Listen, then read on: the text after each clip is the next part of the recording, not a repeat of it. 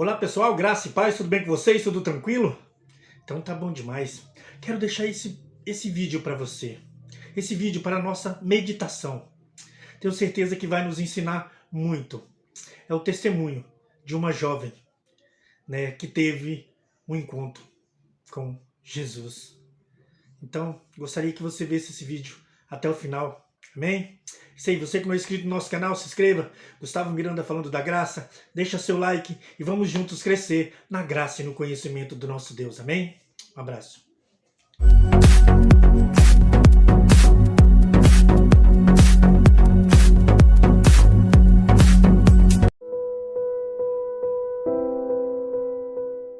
Oi gente, aqui é a Magli, tudo bem? Hoje eu vou contar pra você a segunda parte do meu testemunho. A primeira eu não contei ainda, mas é que a segunda foi um testemunho só comigo. Eu me converti quando eu tinha 11 anos de idade. Eu e meu pai nos batizamos juntos, mas logo em seguida ele já afastou um pouco dos caminhos e não era assíduo mais na igreja. Por muitos anos eu carreguei aquela fé sozinha dentro de casa. A minha irmã, 5 anos mais nova do que eu, sempre frequentava comigo, mas ela ainda não tinha entendimento do que era ser uma cristã. Ela ia mais pra estar comigo. Eu nunca me afastei da igreja. Desde que eu me batizei aos 11 anos, eu nunca saí. Mas claro que eu tive aquela época de adolescente, onde você fica com um pé dentro, um pé fora, mas eu nunca me afastei, eu nunca saí de vez pra falar, não sou mais crente, não acredito mais em Deus. Na verdade, eu nunca tive dúvida de quem Deus era, porque eu olhava ao redor e não tinha explicação pra tudo aquilo. Eu olhava a natureza, olhava as estrelas, olhava todo esse firmamento, eu falava, não é possível, isso aqui não pode ter sido feito por mãos humanas. E era isso que acabava sustentando a minha fé. Não porque eu tinha um relacionamento pessoal com Deus, era uma coisa muito mecânica, eu cresci com aquilo. Aos 11 anos eu entrei na igreja. E porque eu era a única da minha família,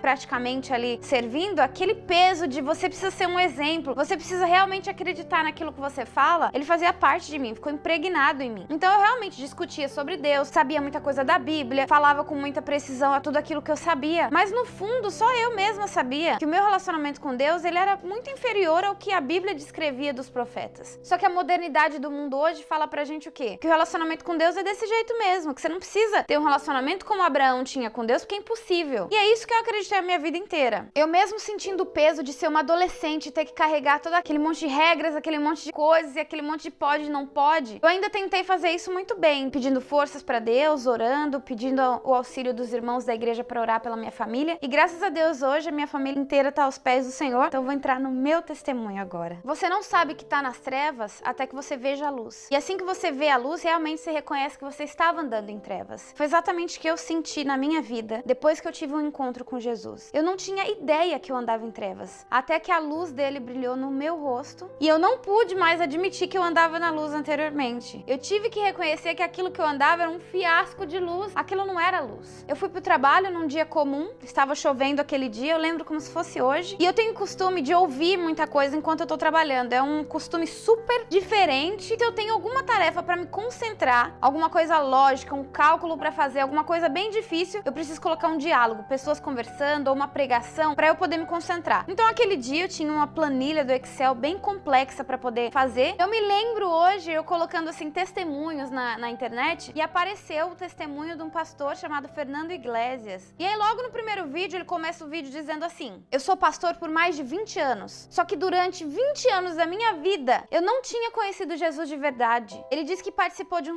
programa de televisão onde ele desvendava os mistérios da Terra. E aí começou a estudar a teoria do Big Bang, estudou vários ateus. E aí ele disse que depois que ele terminou esse programa de TV, que passou o tempo de contrato dele, ele olhou pra cima e falou assim: mas peraí, tem 50% de chance de Deus existir e os outros 50% dele não existir. O único fator que faz Deus existir é a fé. É a fé que faz você acreditar que ele existe. Ele tinha medo de alguém estar doente, ele ter que fazer uma oração, que ele não sabia se Deus ia responder a oração dele. E ele começou a ver que a fé dele era muito fraca e que ele não tinha conhecido a Deus nesses 20 anos de ministério. O meu primeiro instinto foi pensar: nossa, mas que cara tonto. Depois de 20 anos não sabia. Aí eu comecei a fazer os cálculos, quantos anos tinha que eu estava na igreja. Peraí, mas de 20 anos que ele tem, eu tenho quase 15. E eu também não sei o que eu tô fazendo. E aí uma luta dentro de mim foi travada. Porque uma parte de mim dizia o seguinte: sabe aqueles milagres, mágicos, que você acompanhou a tua vida inteira? Aquilo ali não era milagre, aquilo ali era uma coincidência. Outro lado falava: não, mas peraí, Mágica, lembra quando você orou e Deus respondeu deu. Aí eu fiquei naquela briga interna que eu nunca imaginei passar por aquilo. Aí eu peguei, tirei o fone do ouvido, fiquei meio assim perturbada. O dia terminou, eu voltei pra casa indignada, frustrada, peso no meu coração tão grande que eu não sabia nem explicar. Eu voltei pro trabalho no outro dia sem conseguir dormir a noite inteira. Falei, gente, mas não é possível, não é possível. Eu tô acreditando nisso tem 13 anos, como assim? Será que é verdade? Será que não é? Gente, eu só sei que eu vivi os dias de angústia mais tristes da minha vida, aqueles 3 dias. Foram 3 dias, gente, que eu voltava pro trabalho, colocava o meu fone de ouvido e colocava a mesma pregação pra tocar por várias vezes durante o dia. Eu não conseguia acreditar que eu tava vivendo o mesmo drama que aquele pastor. Depois de 13 anos dedicando a minha vida, cantando em coral, indo pra igreja todos os dias que tinha culto, sendo diretora de ministérios, participando de tudo, levando cesta básica pra gente que não tinha condições. Eu não acredito. Gente, era uma angústia tão grande que eu tinha no meu coração que eu juro pra vocês, eu queria morrer pra tirar aquela frustração do meu coração. Era um sentimento tão horrível que parecia que o meu coração tava murchando de pensar que eu tentei influenciar tantas pessoas por uma coisa que não era verdade. Eu tentei influenciar pessoas, eu já entrei em discussões sobre a Bíblia, eu falei de Jesus para meus amigos da faculdade, eu li a Bíblia para as pessoas. E eu comecei a pensar que tudo aquilo era uma palhaçada, que tudo aquilo que eu passei era uma babaquice. E foi o sentimento mais triste que eu já vivi até hoje. Eu voltei pro banheiro aquela tarde e eu chorei por 3 horas sem parar. Porque eu não estava acreditando que os meus pais tinham se convertido através do testemunho meu e da minha irmã, que a minha família estava servindo a um Deus que eu nem sabia se existia. Desde novinha eu sempre fui crente, sempre fui na igreja. Eu acho que aquilo falou muito mais alto, porque estava impregnado em mim já. Ser crente era a única coisa que eu sabia ser. Eu não sabia ser mais nada na vida, porque eu quase nasci dentro de uma igreja. E por respeito àquilo que fazia parte de mim, eu dei uma única chance pra mim. Eu pesquisei na internet testemunho, gente que não acreditava mais em Deus. E teve um livro que eu vi que tinha muitos reviews, depoimentos, que era um livro muito bom pra gente poder conhecer realmente quem era Jesus. E o livro chamava Conhecer Jesus é Tudo. E eu peguei e baixei esse livro no meu telefone, peguei e fui lendo esse livro. E aí eu lembro que eu tava no trem, voltando pra casa, o trem tava vazio, não tinha quase ninguém, era um dia bem chuvoso mesmo. O primeiro capítulo era um testemunho desse pastor que ele foi pra Amazônia e lá ele se perdeu. E no que ele se perdeu, ele caiu dentro de um buraco. E aí ele reconheceu que a vida ministerial dele, que já durava 3 anos também, era um completo vazio. Ele pregava de alguém que ele não conhecia. Ele falava de alguém que ele não sabia quem era. Naquela hora eu fechei o aplicativo com tanta raiva quando eu li aquilo. Falei, mas que... Em inglês eu falei, bullshit. Que mentira. Que mentira é essa? Eu fiquei com tanta raiva. Eu falei, que mentira.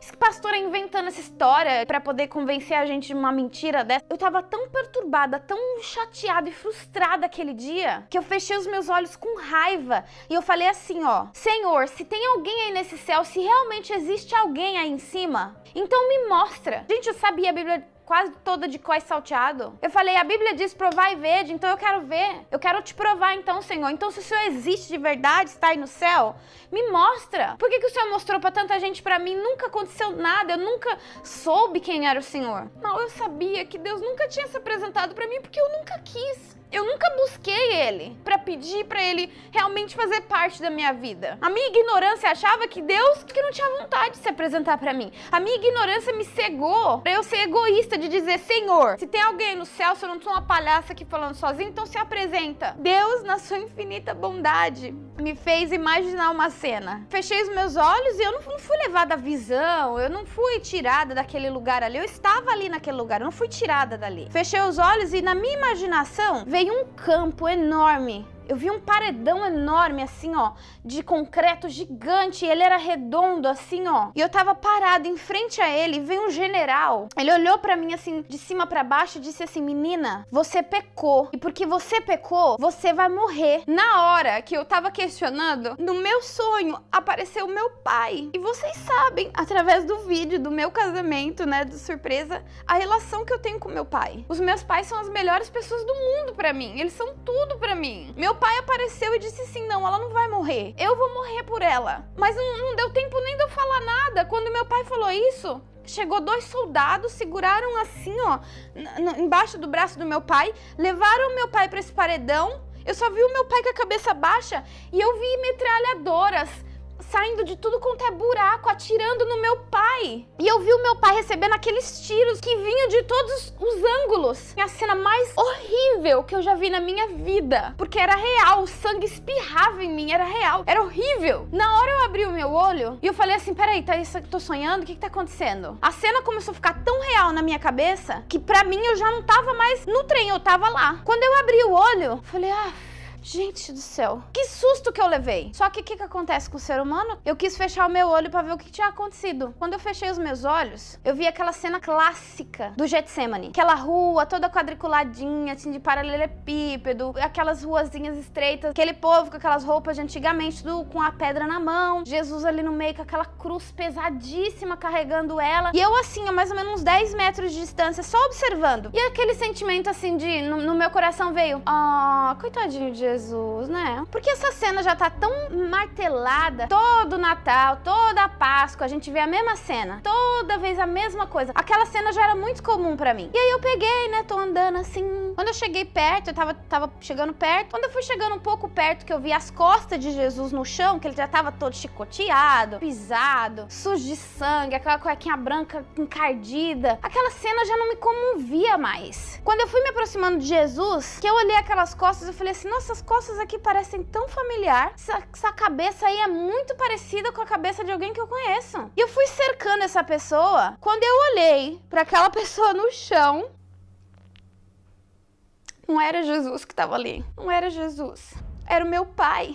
Era o meu pai que tava ali no chão. E na hora, me veio um peso tão grande. Porque eu sabia onde ele ia parar. Eu sabia exatamente onde aquela cena ia acabar. Eu sabia que ele ia estar ali arrastando aquela cruz. Depois iam colocar ele pendurado num madeiro. Iam furar pregos nas mãos e nos pés dele. Iam perfurar ele, iam dar vinagre pra ele tomar. Iam zombar dele, iam colocar uma coroa de espinhos na cabeça dele. Gente, naquela hora eu falei assim... Com Jesus pode, mas com meu pai não. Porque o meu pai nunca fez nada pra vocês. E eu comecei a tentar impedir o povo do lado com as pedras. Por favor, não joga. É a pessoa errada, não é Jesus, é meu pai. E eu comecei a pedir para as pessoas pararem e comecei a arrancar as minhas roupas pra poder limpar as costas do meu pai, que tava toda ensanguentada, cheia de mosca. Tinha mosca. Nessa hora o meu pai virou pra mim, segurou na minha mão e depois apoiou a mão no meu queixo, do jeito que ele sempre faz pra falar comigo. Falou assim, filha, você não precisa chorar. Eu preciso fazer isso pra que você viva. Eu tô fazendo isso porque eu te amo. E pra que você viva, eu preciso morrer. E ele sorriu, gente. E os dentes dele estavam tudo quebrado. E a boca dele tava toda ensanguentada. Naquela hora... veio uma voz no meu ouvido, ensurdecedora, e ela disse, você não merece, você não merece, você não merece.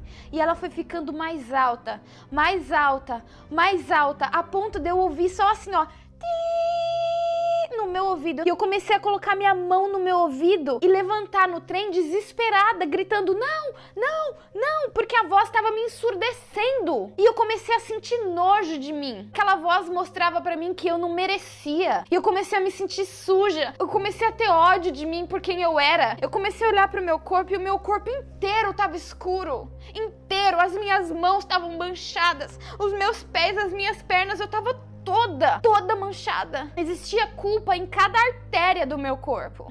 Eu comecei a ver que eu não tinha direito a nada. Eu era realmente culpada. E eu comecei a perceber que Deus usou a figura do meu pai para poder ser real na minha vida, para eu poder entender a dimensão do amor. Porque até então eu não conseguia assimilar Deus a amor real, a amor de pai, porque ele nunca foi o meu pai até aquele dia. Ele era Deus, mas ele não era meu pai. E quando ele se fez na figura do meu pai, eu entendi o tamanho do amor dele por mim, eu entendi a dimensão desse amor. Quando eu levantei no trem desesperada, a única coisa que eu conseguia fazer era ligar pro meu marido. Eu liguei pra ele e disse, pelo amor de Deus, vem me buscar na próxima estação. Falei o nome da estação e eu fiquei desesperada, aquela voz me enfraqueceu. e ela gritava no meu ouvido assim, era horrível. Meu marido chegou àquela hora, ele perguntou se alguém tinha feito alguma coisa comigo dentro do trem, porque eu cheguei transtornada dentro do carro, transtornada. A única coisa que eu queria era um lugar que eu pudesse gritar muito alto. Meu marido acelerou para um parque que tinha muito perto da estação. E quando eu cheguei nesse parque, eu abri a porta do carro e eu saí correndo o mais rápido que eu podia. Só que eu levei um tombo, que eu caí com a minha cara no chão. E eu fiquei ali caída no chão por uns 10 minutos. E a voz foi ficando mais fraca. Eu dei um grito tão grande, caída no chão. Eu caí simplesmente e não conseguia levantar. Eu tentava, eu me forçava e eu não conseguia levantar. E eu fui ficando mais frustrada ainda. E aí, gente, aos poucos, eu fui sentindo alguém segurando assim nos meus ombros e me levantando do chão, mas levantando de uma forma tão forte que eu falei, não é o meu marido. Venhamos e convenhamos que eu não sou uma mulher tão levinha assim, né? Que me levantou de uma forma muito rápida do chão. Só que eu tava tão sem forças que a minha cabeça não conseguia levantar. A minha cabeça ficava caída. E mesmo assim, a minha cabeça ficou na frente dos meus joelhos, de tão pesada que eu tava me sentindo. E eu não conseguia olhar pro lado, eu não conseguia olhar pra ver quem que tava me levantando. Meu coração tá a mil aqui. Essa mesma pessoa que me levantou segurou na minha mão, a minha mão estava em cima do meu joelho e ela entrelaçou a mão na minha. Sabe o que é engraçado? Eu sempre disse que quando você entrelaça a mão assim, é porque você tem uma conexão muito forte. Então, quando às vezes ia dar a mão na igreja, eu nunca dava a mão assim, porque eu falava assim, não, pra dar a mão desse jeito aqui, você tem que ter muita consideração pela pessoa. Senão eu sempre segurava assim, ó. E essa pessoa chegou e entrelaçou os dedos assim no meu. E quando eu consegui olhar pra mão da pessoa que estava entrelaçando, eu vi os dedinhos, os cabelinhos da mão. Era a mão do meu pai. Só que eu não conseguia olhar pro rosto. Mas eu sentia que a pessoa estava do lado. Eu conseguia sentir. Eu via a perna, a calça jeans, uma calça jeans que a gente tinha dado pro meu pai. Mas eu sabia que não era o meu pai. Porque o meu pai estava no Brasil e ele não ia viajar de lá até aqui pra consolar a filha que tava chorando. Aquilo me trouxe uma paz tão grande, que eu nunca tinha sentido em toda a minha vida. E sabe o que foi mais lindo? O que nunca vai sair da minha mente? Foi o que ele me disse aquela tarde. Eu senti que ele virou o rosto pra mim, pra falar bem perto do meu ouvido, e eu não conseguia virar. Eu ficava olhando fixa pra frente. Ele falou no meu ouvido assim: filha, eu sei que você acha que eu não sou real, mas eu sou. Eu te vejo acordando todos os dias. Eu te dou bom dia todos os dias. E eu cuido de você durante toda a sua noite. E eu dou a boa noite quando você vai dormir. Quando você tá se vestindo no espelho e você se olha e você pergunta, será que eu tô bem? Eu respondo pra você. Eu digo, você tá linda. Eu sei que ultimamente você tem questionado muito a minha existência, mas eu quero te dizer, filha, que eu sou real. Eu sou Jesus. Quando ele falou isso, gente, até o minúsculo músculo do meu corpo se enfraqueceu. E é como se eu tivesse totalmente rendida. Ele continuou dizendo, nunca duvide desse amor. Nunca duvide do amor que eu sinto por você e do quanto você é especial pra mim. Eu nunca te deixei só e nunca te deixarei. Eu sou real, minha filha. Eu sei que você quer ter sucesso nessa vida. Para você ter sucesso nessa vida terrestre, a única coisa que você precisa fazer é seguir os meus passos. E sabe o que é engraçado, gente? Na hora que ele falou sucesso, eu entendi o que ele queria dizer. Não ficou meio assim, tipo, eu quero ter sucesso, um carro do ano, eu quero ter sucesso, uma casa do ano. Não. Ele sabia exatamente que sucesso eu buscava. Eu buscava o sucesso espiritual, eu queria ter uma conexão real. E ele ainda continua dizendo, eu vou estar sempre aqui por você. Você é minha, eu te escolhi. Siga os meus passos, filha. Ande nos meus caminhos, que você ainda vai tocar muitas pessoas. Eu tenho um plano maravilhoso para você. Apenas siga os meus passos. E ele me levantou, gente, numa rapidez tão forte que eu recuperei toda a energia e o vigor do meu corpo. Me senti forte, os meus músculos estavam latejando de felicidade. E ele ficou de costa para mim, era a figura do meu pai. E ele começou a andar, e aonde ele andava, brilhava. E eu fui simplesmente colocando os meus pés em cima da pegada. Ele tá aqui. Ele tá aqui.